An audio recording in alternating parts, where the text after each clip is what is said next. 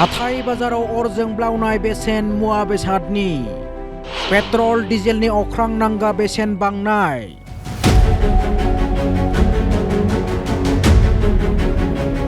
सरासनस्रा रायजोफोरा खर' खाफाल आखाय होनांदों। बिटिसि हालामनिफ्राय बिसायख' जालांनाय बर' एमएलए बिथांमोना बेसेन बांनाय आयदाखौ लानानै आसाम आयेन आफादाव मा बिफाव लागोन?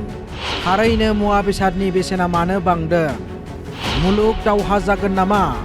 सरकारा मा राहा लागोन बेसेन बांनायखौ लानानै? मुवा बेसादनि अख्रां नांगा बेसेन बांनायखौ लानानै बिपिएफनि एमएलए रबिराम नार्जारिनि गोनां बिबुंथि। बेसेन बांनायाथ' कन्ट्रल जानांगोन, कन्ट्रल खालामगोन आरो सरकारा लासैनो बेखौ जोङो बेबस्था आखायाव लागोन। सरकारा दासो जाजेनदों आरो सरकार हिसाबै फुरनांगौ भाबै खामानि मावनायनि मोनसे टाइमथ' दङ। दा बे टाइमखौ जों दासो मोनदों। सरकारा नोजोर होगासिनो दं बेसेना मानो बांदों, मा खारनाव बांदों। मोनसे खोथाया खिन्थु जोङो बेखौ बयबो मिथिनांगोन, बेसेन बांनाया दिनै जोंनि आसामाव बा सारा भारतावल' जादों बे नङा। सारा प्रिथिबियाव मोनफ्रोमबो मुवा बेसादनि जिनिसा बेसेना बांगासिनो दङ। जों मिथिगौ दिनै इउक्रेन रासियानि दावहा, जोङो दिनै मिथिगौ इरान आमेरिकानि दावहा, इजराइल इराकनि इराननि दावहा। बेफोर गासैबो बाहेरा मुलुगाव गुबुन गुबुन राष्ट्रआव जेबायदि मोनसे गिलु फालु दावहानि थासारि जादों, बे दावहाजों गासैबो सोमोन्दो दं। दिनै मुवा बेसादनि दाम बारायनाय, पेट्रलियामनि दाम बारायनाय, गेसनि दाम बारायनाय, जाग्रा मुवा बेसादनि दिनै आमदानि रप्तानिनि खोथा दङ।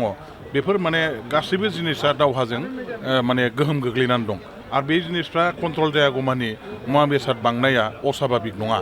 दा बे अब्लाबो जोंहा इन्टारनेलि जोंनि देशनि नागरिकफोरनि थाखाय जोङो सरकार हिसाबै बोरैहाय मुवा बेसाद बांनायखौ कन्ट्रल खालामनो हायो, बेखौ सरकारा बेबस्था लायै नङा लागोन आरो बिनि थाखाय सरकारा लासैनो पलिसि लानानै खामानि मावगोन।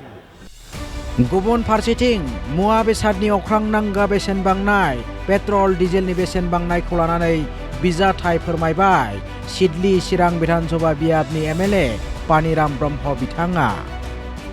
दिनैथ' जेनेबा जोंहा गभर्नर स्पिच दंमोन, बेखौ दिनैहाय फरायबाय। दा समबाराव बेनि डिसकासन जागोन।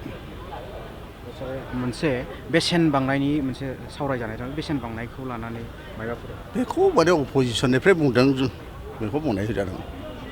बिथांमोननि फारसेनिफ्राय मा बुंसै? बेसेन बांनायखौनो बुंबानोथ' जों खमायनांगौ होनबाथ' खमायनायनि खोथा नङा। अनेक बुस्थुखौ बेखौ स्टाडि खालामनांगोन, नायनांगोन, बुंलाबायबानोथ' जायाना।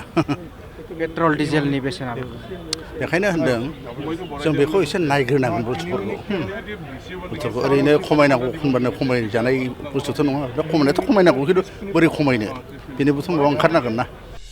एनडिए 3.0 सरकार एबा 14थि आसाम आयेन आफादनि जथुम्मा सोलिगासिनो। शुक्रबाराव हादोरसा बेंगिरिनि बिबुंसारजों जागायनाय लोगो लोगोनो बेरेखा दोलोआ सदन नागारना बेरेखा खुद्रिसारो लांगोनायाव। मुवा बेसादनि बेसेन बांनाय होबथानांगौनि दाबि खालामो। মূল্যবৃদ্ধি রোধ করক, মূল্যবৃদ্ধি রোধ করিব নোৱাৰা সরকার, হাই হাই মূল্যবৃদ্ধি রোধ করক, মূল্যবৃদ্ধি রোধ করক। बेसेन बांनायखौ लानानै आसाम आयेन आफादनि बुंथिगिरि रन्जित कुमार दासआ मा बुंखो गिबियावनो खोनासंदो। আহ্বান জনাইছিলে যে দেশত বা নহয় সমগ্ৰ বিশ্বতে যিটো হাৰমুজ প্ৰণালীৰ বাবে যিটো এটা সংকটময় পৰিৱেশৰ বাবে ইন্ধন কমকৈ খৰচ কৰাৰ কথা কৈছিলে আৰু মাননীয় প্ৰধানমন্ত্ৰী ডাঙৰীয়াৰ আহ্বানৰ প্ৰতি সহায় জনায়। মই যিহেতু পূৰ্বতে অধ্যক্ষ থাকোঁতে যিহেতু মই বাসভৱনৰ কাষতে আছিলে, মই পূৰ্বতো খোজকাঢ়ি আহিছিলোঁ আৰু এইবাৰো মই সেইকাৰণে খোজকাঢ়ি অহাৰ সিদ্ধান্ত লৈছোঁ। কাৰণ মই যেতিয়া অহাৰ লগে লগে আল্টিমেটলি মোৰ লগত 5-6খন গাড়ী আহিবলগীয়া হয়। গতিকে অনাহকতে আমি ইন্ধন নষ্ট কৰাৰ কোনো প্ৰয়োজন নাই। थारैनो नोंथांमोना खोनाबाय जानांगौ रन्जित कुमार दासआ मा बुंखो। गाहाय मन्त्रि नरेन्द्र मदिनि खावलायनाय लेखा आं आयेन आफादाव थाबायना फैगोन। हादोर गेजेरारि दावहानि थाखाय थावनि आंखाल। पेट्रल डिजेलनि बेसेन बांनायजों लोगोसे मुवा बेसादनि बेसेन बांनाय आयदायाव बेबायदि बिबुंथि खालामबाय बुंथिगिरि रन्जित कुमार दासआ।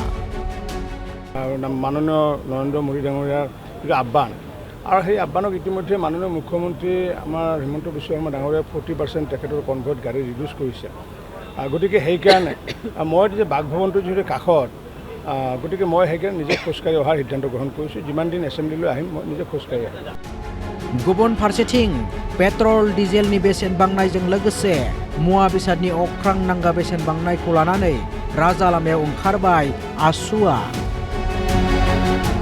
सरकारनिसिम सोंथि आसुनि खुंथाय सरकारा बहा उन्दुना दं অৰ্থনীতিৰ অধঃপতন বজাৰত জুই নিৰ্বিকাৰ চৰকাৰ ক'ত আছে শুই পুনৰ কৈছোঁ আমাৰ প্ৰশ্ন হৈছে যে অৰ্থনীতিৰ অধঃপতন বজাৰত জুই নিৰ্বিকাৰ চৰকাৰ ক'ত আছে শুই নিৰ্বাচনৰ সময়ত মূল্য বৃদ্ধিৰ কথা তেওঁলোকে কোৱা নাছিল এতিয়া দুখন বহিৰাষ্ট্ৰৰ মাজত হৈ থকা যুদ্ধৰ দোহাই দি দেশৰ প্ৰধানমন্ত্ৰীৰ পৰা আৰম্ভ কৰি ৰাজ্য চৰকাৰসমূহলৈকে সকলোৱে দাম বৃদ্ধি ৰোধ কৰাত নিজৰ বিফলতাক সেই যুদ্ধখনৰ দোহাই দি হাত সাৰিব বিচাৰিছে যিটো সহ্য কৰা নহ'ব